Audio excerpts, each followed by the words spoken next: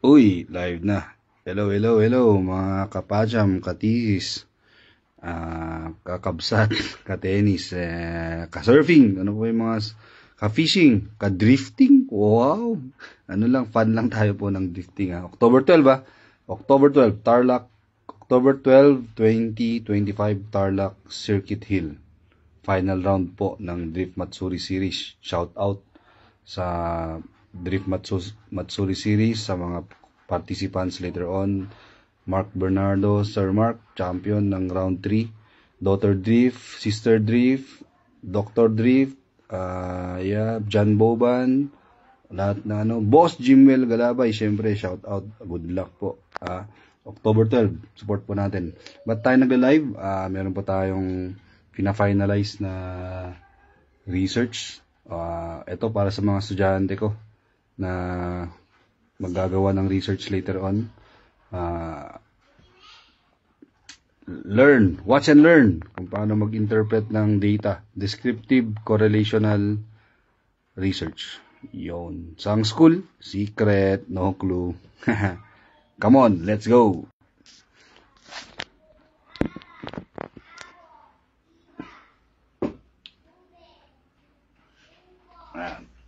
Habang makikinig tayo ng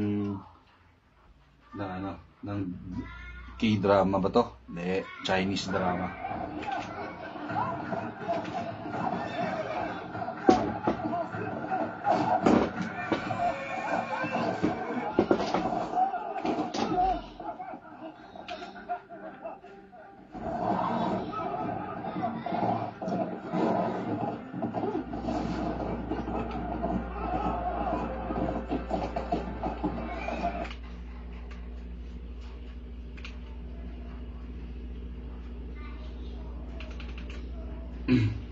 So, hindi pala makita yan. Na ako ilapit.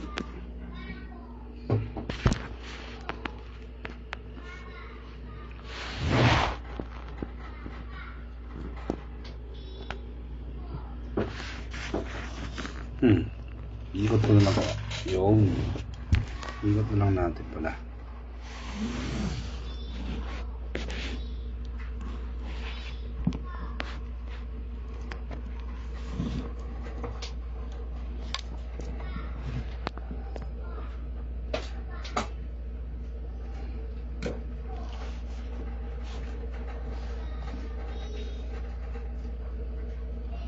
So, itong table po na ganito, for example, ang tawag dito sa mga ganito, mga ka-thesis, mga thesis students, thesis writers, descriptive table, usually, yung mga ganito, sa first problem usually, yung mga demographic profile ng mga respondents. So, ito yung tabular results. Ayan, so meron silang 138 respondents.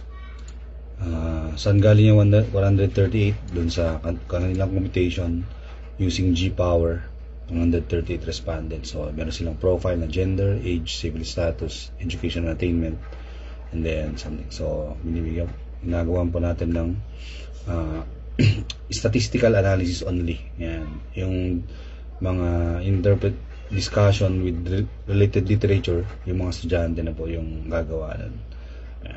Siyempre, providean din po natin sila ng assistance consultation later on. So, pag may questions sila dito sa sa mga results tsaka sa analysis, further questions, clarifications, doon po mangyayari yun sa online consultation using technology. Google Meet, Zoom, Telegram, Viber, Messenger, syempre, face-to-face din kung kailangan talaga. Like, may documentation.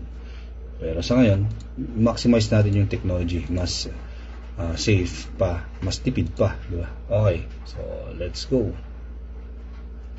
Ayan, dito naman, mga kaibigan, mga estudyante ko, ganito yung gagawin nyo next week, yung next 3 weeks, gagawa kayo ng research, so gagawin yung gantong table, descriptive sa profile, and then dun sa mga descriptive part nya, yung assessment of the current situation, ito yung kanila. So, first column ng table is yung mga item statements. Second column is yung mean or weighted mean, yung average score nila sa bawat item, tsaka overall mean. And then yung verbal description or verbal descriptive equivalence ng mga values na to. So for example, ito 4.93, ang ibig sabihin ng 4.93 na ay strongly agree, meaning the respondents strongly agreed to this statement, to this item number 1. Ganon. Yan. So lalagyan pa natin ng mga written statistical analysis yan mga yan later on. At then ito, yung sa correlation naman, ito yung pinaka last problem. Ito nagawa ko na, inuna ko. Ayan. Meron na siyang relationship. A relationship between two variables. Itong topic nila is parang ganito. Kita ba or hindi? Anyway, so lumabas, ang ginamit nating statistics dito ay raw or Spearman's rank order correlation. So ang result ay significant statistically. Pero moderate yung kanyang degree tsaka positive yung relationship. Meaning, sige, basahin na nga natin. Yung topic po nila ay social support and psychological well-being ng certain group of respondents. So, ibig sabihin, may kinalaman yung social support sa psychological well-being ng mga respondents. Meaning, related sila. Meaning, yung psychological well-being is being influenced by the social support they receive from certain people, specifically their family, friends, and significant others. Yan. So, since statistically significant yung relationship, ang kailangan din nating malaman kung gaano katibay yung relationship na yon. Yan. Parang yung relasyon ng mga magjojowa dyan. Sana all may jowa dyan. Okay? So, pag may relasyon kayo, ang next na tanong, gaano katibay yan? Matibay pa ba yan? Tumitibay ba? Going strong. Sana all, going strong. No? Brother Joey, sana all, going strong. Brother J.A. Okay? Anyway, so, yung strength ng relationship, na-measure siya based dun sa value ng raw.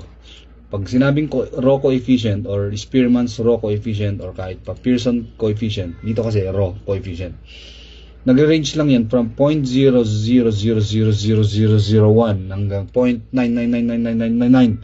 But sir, walang eksaktong 0, walang eksaktong 1. Walang tinatawag na perfect correlation. Walang tinatawag na perfect result. Gaya ng walang perfect husband, perfect boyfriend, perfect wife. Kahit si Lolo Perfecto, hindi siya perfecto. Diba? Sino makapagsabi kung sinong may kilalang perfect dito? Perfect partner, perfect birthday party, Madam Lovely and Jericho. Perfect ba ang inyong birthday party? Okay. Ayan. Yung mga NPA dyan, shout out sa inyo. Shout out NPA Nupanangan Alisto. Pa nagbe-birthday yan Alisto, ha? Ma'am K, Ma'am S, tsaka Sir J. Kasama na si Mitchell, tsaka si Joey, tsaka si Patricia.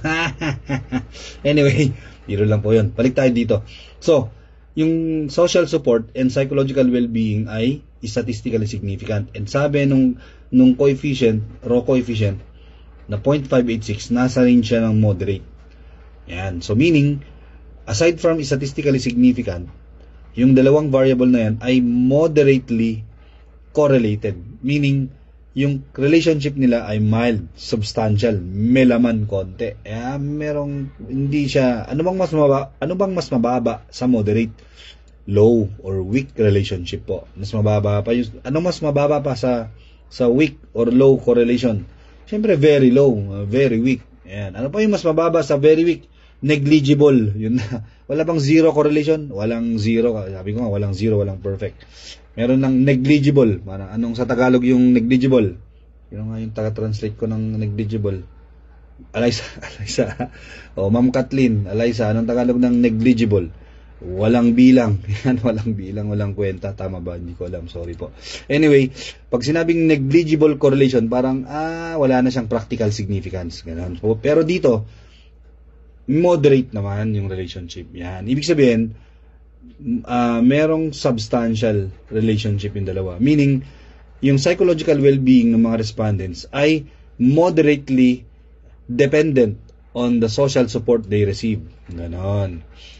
And meron pang isa, positive correlation. Ayan. Pag na-interpret na po natin yung statistical significance, and yung strength or degree ng relationship. Ang next na i-interpret natin ay yung ito, yung kung whether siya ay positive or negative relationship. Dalawa lang naman yan positive or negative. Kapag walang nakalagay na negative dyan sa row na yan, positive na yan. Hindi natin kailangan ng lagyan pa ng positive sign. Yan. Dumaan naman tayo lahat sa elementary, di ba? Pag walang negative sign, positive na yan. Integers ba yung tawag doon? Dr. Elvinia, shout out sa'yo. Nasaan na yung mga client natin from Batangas tsaka Antipolo? Okay lang, sir. Okay. At the right time, I will make it happen, says Yahweh. Sabi mo sa quote ni Sir Elvinia. Shout out sa mga former teachers ko nung high school and college. Thank you po sa mga teachings nyo. Salamat. Okay, anyway. So, dito, positive yung relationship. Meaning, yung social support and psychological well-being, they are positively correlated or associated. Ano ibig sabihin nun? Pag tumaas yung isa, tataas din yung isa. Pag tumaas yung social support, mataas din yung psychological well-being. Ibig sabihin, the higher the support provided or received by the respondents, the better or the more favorable their psychological well-being. Ganun. Okay na. So, yun lang po. Ngayon, gagawin ko na yung mga iba. Actually, meron na akong nagawa. Hindi ko na yung papakita sa inyo. Malilibre na kayo. Hindi na kayo magpapastat sa akin. And so, thank you very much yung mga estudyante ko dyan, ganito yung gagawin nyo. The next 3 weeks, gagawa kayo mag-survey kayo. May kanya-kanya kayong topic. So, isang estudyante ko sa research and stat, syempre. Okay. So, gagawa kayo ng ganitong table, interpret nyo. Mag-survey muna kayo, maggagawa ng research worksheet, i-encode nyo sa Excel, co-compute, tinuruan ko na kayo. And then, gagawa kayo ng table, i-interpret nyo, lalagyan nyo ng mga ganito words, interpretation. Yung mga RL support, kahit wag na muna, tsaka natin pag-usapan yun. Ayan. So, good luck. God bless po sa ating lahat. So, yun lang po yung ating ginawa ngayon. Short window lang para sa pagturo or pag-interpret ng data. So, yun. Maraming salamat po. God bless sa inyo. Uy, nakita na naman yung aking mga idols sa likod. Sino yan? Sinong nagkikay-drama dito? Yun, si IU. Yan, lahat ng nandito puro IU. Pasensya na, IU super fan tayo. Hindi naman siguro super, mga ano lang, ultra fan lang. Okay, so this is Sir Janus Stats po, signing out. Thank you.